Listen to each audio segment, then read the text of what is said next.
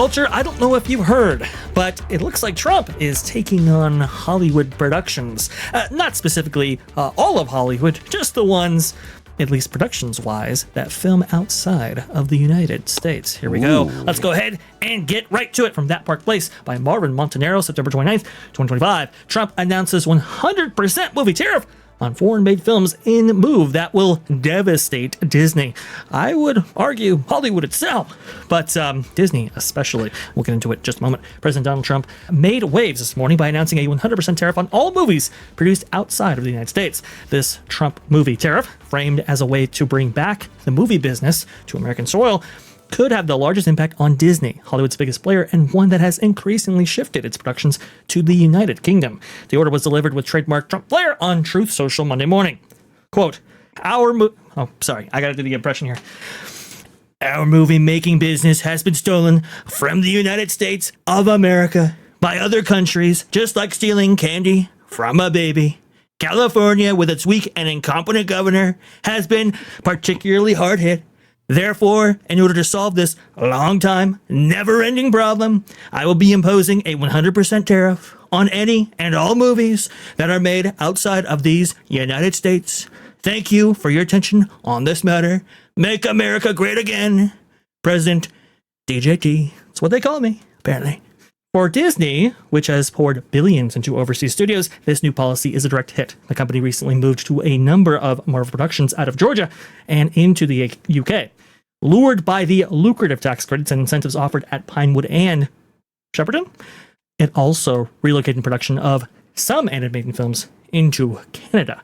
There's a lot to unpack here, Culture, but I gotta go ahead and start with you. What'd you think about this news? What are your initial reactions? And then we'll get into the nitty-gritty. Well, to quote the Pointer Sisters, I'm so excited, I just can't hide it. This is actually a great, stellar, and wonderful move. First and foremost, it thwarts the efforts of other countries to basically steal away all the production of the United States. And look, the reason they all fled is because of the unions. And the unions are going to have to take a closer look at what they did and why they did it. And again, it was all in an effort to, have more money. But at the same time, they've limited the impact that they can have going forward just because of that.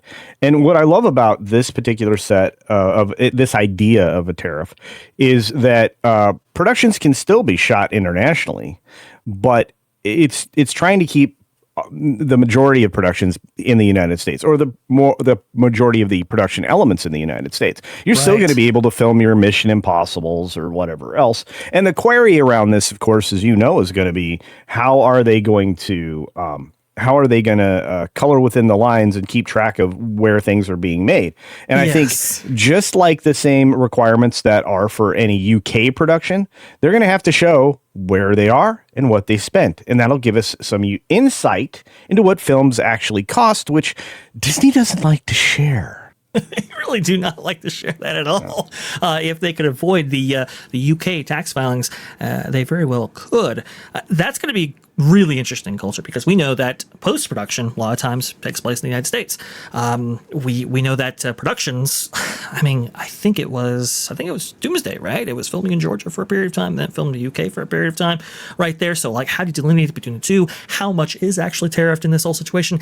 That, we still got to figure all that out. And then at the same time, I think about foreign films that have really kind of outdone Disney at the box office. Let me go ahead and show you what I'm talking about right here. If we go back here you go. Hail the Lord! Another example of why anime is destroying comics and comic book movies. People debated and went back and forth over Superman and Fantastic Four, both trash movies in this opinion right here, just for Demon Slayer to come and embarrass both. You can see right there Infinity Castle scoring $618 million at the worldwide box office, while Superman was at $615 and Fantastic Four was at $521. This is why I sometimes get frustrated with our coverage, because it's like nobody's talking about these movies anymore. They're talking about the one on top right there. And Demon Slayer wasn't the only one doing gangbusters business at the box office and in the zeitgeist. You can see right here from Pop Base, Golden by Huntrix, not from K-pop Demon Slayers, is now the largest running #1 K-pop song in global Spotify chart history at 72 days. These Hollywood productions whether it be Disney, Warner Brothers, or whatever, especially these comic book movies or this big temple fare, are becoming increasingly irrelevant culture. And so I do wonder what this kind of 100% tariff impact will be for, maybe productions that are fully outside of the United States, like maybe Demon Slayer was. And here's the interesting thing about this. Even if Demon Slayer had a 100% tariff on it, it still wouldn't matter. It still would have made a ton of money because as well as I do, culture, that movie was made for $20 million? The lunch budget of a lot of these bigger tentpole movies right here, whereas Superman, I think, eclipsed $200 million, and certainly Fantastic Four did. So my question now becomes, what happens to the unique foreign films coming out of territories such as South Korea, Japan, and otherwise? Look, I mean, I think you're going to see. I think you're going to see those films have a small tariff, but what is that actually doing? It's just basically doubling the budget. Well, if you make something for 21 million and it's costing you 41 million because you want to bring it into the States, you have to weigh, well, how much are we going to get out of the box office? Mm-hmm. So it actually might bring more production from foreign countries or foreign products into the United States, which brings more business into the United States, which is what all these tariffs, if you take a look at them, at their heart, they've been doing since they've been instituted. So would it be terrible if there was more business in the United States? No, I don't think it's going to be terrible, especially for unions who operate within the United States and its borders. I think that's going to be a boon for them, a boon for production, whether it be gaffers, lighting technicians, the many fine people who actually are the ones who make the films that we love so dearly. I think it will help them tremendously. I've never been super keen on productions moving outside of the United States for one reason or another, but I understand there's a financial responsibility there for getting productions made, especially with the inflated productions budgets that Hollywood is so keen on increasing nowadays. I want to go ahead and keep reading Marvin Montanero's amazing article right here. The irony, what Disney saw as a cost saver could soon become a financial disaster if tariffs double the effective price of releasing those films back into the American market. Disney has made no secret of its global ambitions. Caroline Reed of Forbes recently reported that the company pocketed billions in foreign incentives for producing films abroad. In fact, Disney is now one of the largest investors in UK film infrastructure, spending heavily to secure space at Pinewood Studios. Marvel blockbusters like Deadpool and Wolverine, and non-blockbusters like Fantastic Four: First Steps are part of this overseas pivot. Disney recently finished filming the massive budget Avengers Doomsday in the UK as well.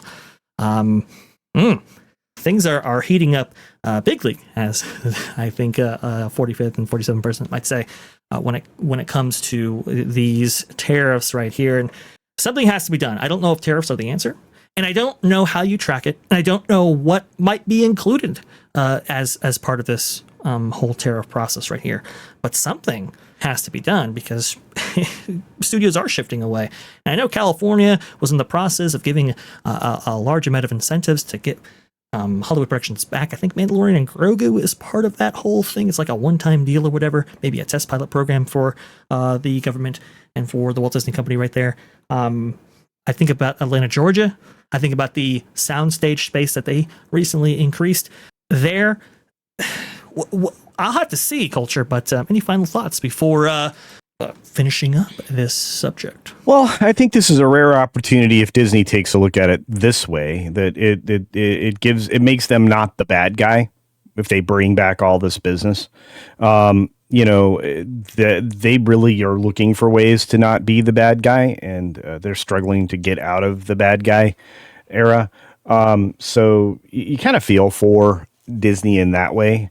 But I'm look, to me, it's like you made this particular bed and now go, take a nap in it. So you gotta take a nap at Disney. You gotta take a nap at Hollywood. This is what you get by producing stuff that nobody wants to see, nobody's interested in, things that are filled with messaging. And so you have foreign films filling in that gap. We will see what Trump's tariffs actually do right here, but I think he's serious. And look, it might be a ploy for everybody to come to the negotiating table. Hopefully they do work this out. But this is definitely a story to watch, and one that could upend all of Hollywood, most especially Disney. Thanks for watching That Park Plays News. For more information, consider checking out www.thatparkplace.com. And don't forget to subscribe, share, like, and send this out on your favorite social media accounts.